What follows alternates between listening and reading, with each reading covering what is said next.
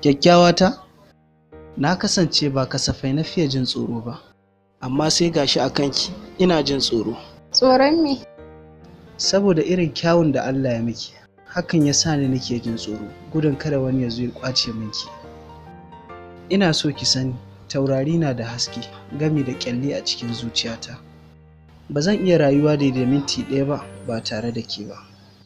Saboda na kasance tare da numfashinki nake rayuwa. Ke ce alfaharina, na kasa bacci saboda ke ce hasken kowace rana. Kuma ke ce kyakkyawan dare a rayuwata, saboda haka na sadaukar da soyayyata a kanki.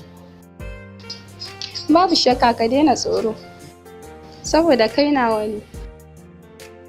Tabbas furanni suna da ƙamshi, zuma kuma tana da zaƙi, launin ciyawa kuma kore ne. Amma kai babu wata kalma da zan yi amfani da ita wajen bayyanar da ainihin zahirin siffarka, sai dai kawai in ce kai mai kyau ne.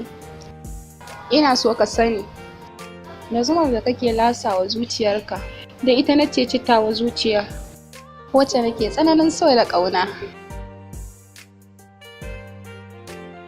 Zan so ka tausaya wa zuciyar da take tsananin ƙaunarka.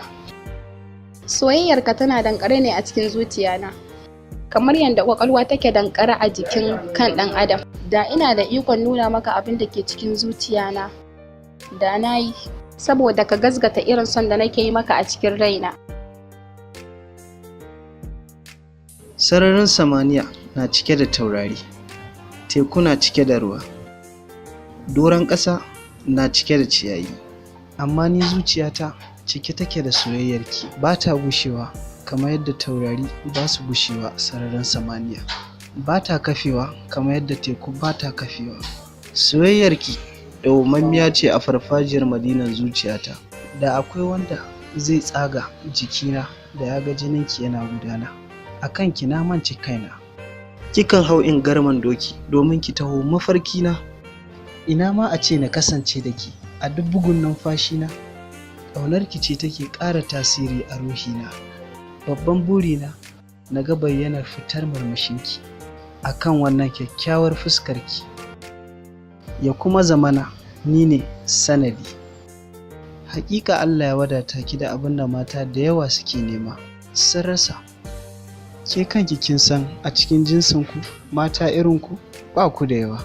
Da a ce na iya rubuta labari, da akan fuskarki zan rubuta littafi mai suna kyauta daga Allah. Na san zan samu bayanan rubutu kamar guda 3, na 1 da na 2 da na 3.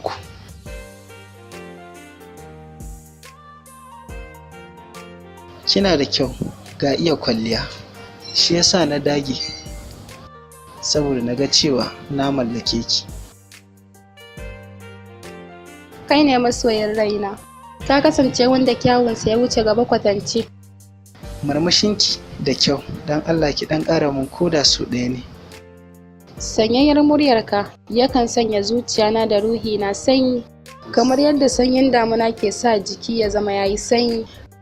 Bana tunanin akwai wani abu mai muhimmanci a rayuwata da ya wuce soyayyarki gami da ƙaunarki a cikin zuciyata. Ban yi tunanin jinin jikina zai ci gaba da gudana ba in har babu soyayyarka a cikin zuciyana. Na gode sosai da irin son da kake nuna min. It's my pleasure.